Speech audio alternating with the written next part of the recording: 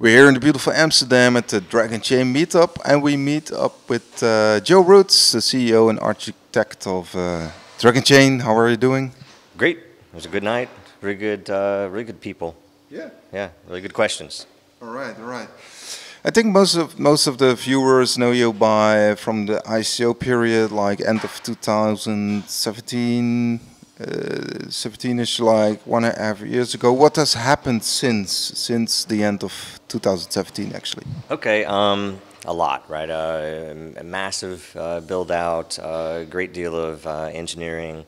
The first year we had monthly roadmap goals, which, you know, if I had to do it again, I might not do that. It was hard, but it was good. It was good to have it there as demonstrated proof that we're continue to be working, spending the money properly, building things. And so we met every month.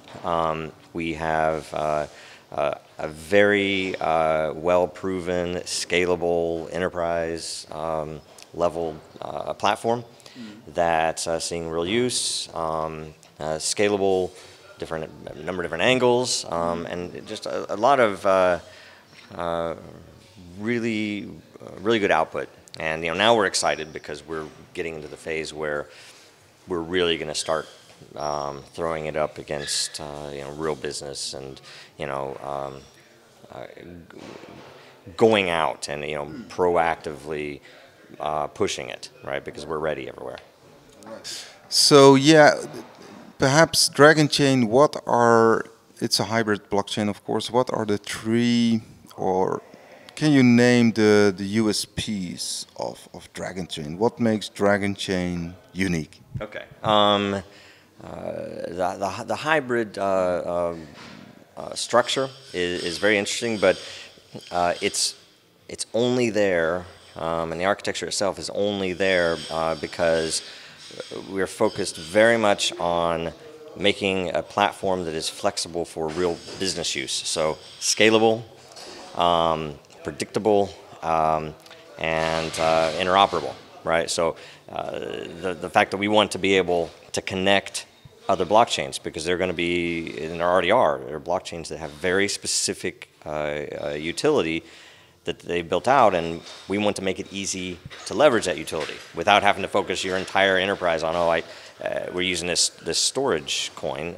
It should be, we're using this smart contract platform, and we're using this storage coin, and we're using this identity chain, or whatever you might want to fit. And so it's a big part of it, and the flexibility and the protection of your business data is top, and that's what we're all about. And on the website is showing you focus on specific sectors like healthcare, IoT, finance. And what are the use cases, current use cases on Dragonchain, or test cases? Okay, we focus a lot on identity and privacy. So we have some very interesting answers that we've been using in-house, eating our own dog food for a while, that are really unique in the way that they, not just that you can, as an example, implement a system that does GDPR or that honors GDPR, right? But rather, in our case, what we want to build is a product that the user doesn't have to care that it's blockchain. They don't have to care about the tokens. What they care about is that they can prove to themselves, their customer, and to the auditor that they're complying, right? And that's huge, because if you can put a number on it and say, look, it would cost me, $8 billion to lie about this transaction. So I'm not lying about it, or generally, right? And you don't have to trust me because you don't know me. That's a big one. So identity, privacy. Interop is another big one.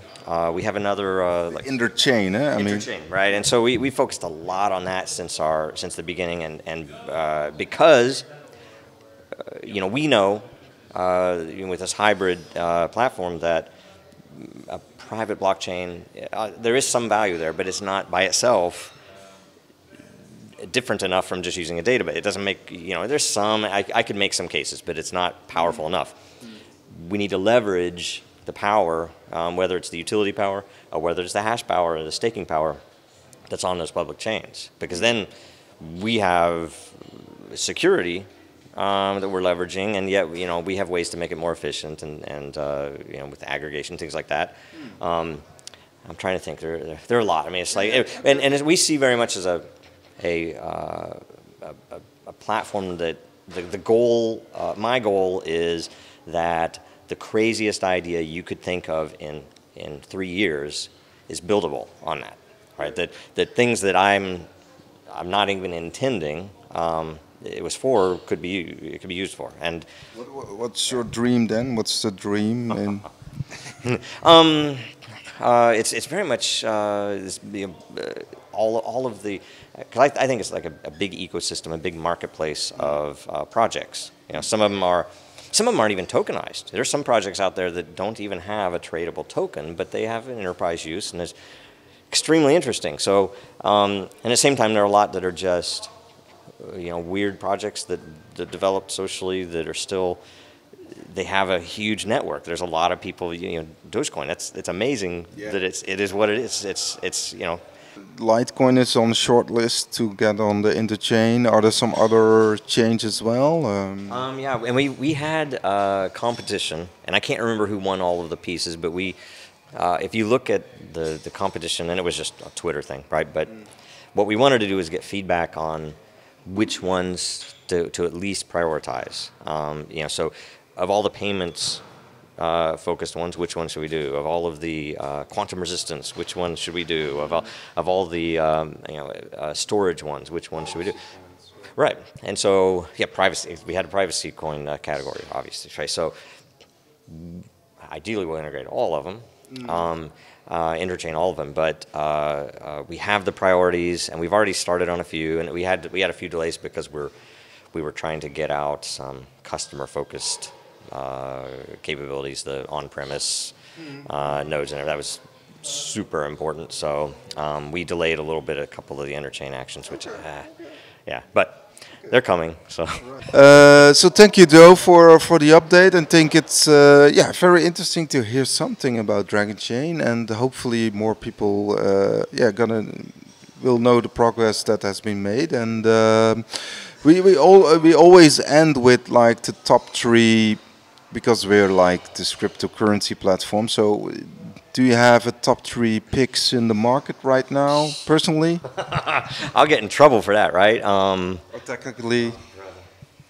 You can also mention like the top 3 fantastic technology platforms, or. See, I'm not even in that, because I'm. How about like the higher level? I think privacy and identity, right? Mass, and obviously very important. And I don't think anybody's giving that the real analysis that it needs from the bottom up, right? They're just trying to apply. Oh, we already do this. We'll just shift this little thing. Another one is things that are very important in this space, which is the use of time, and it's so abstract. It's very hard to talk to people about it yet, but it's like chronologic, that kind of. Yeah. That is the core seminal feature of Bitcoin that makes the lack of double spend and everything else possible, is the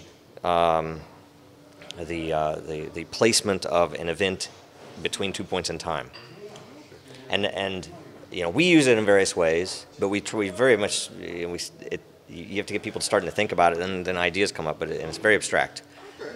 Sorry, that was not really what you wanted. But no problem.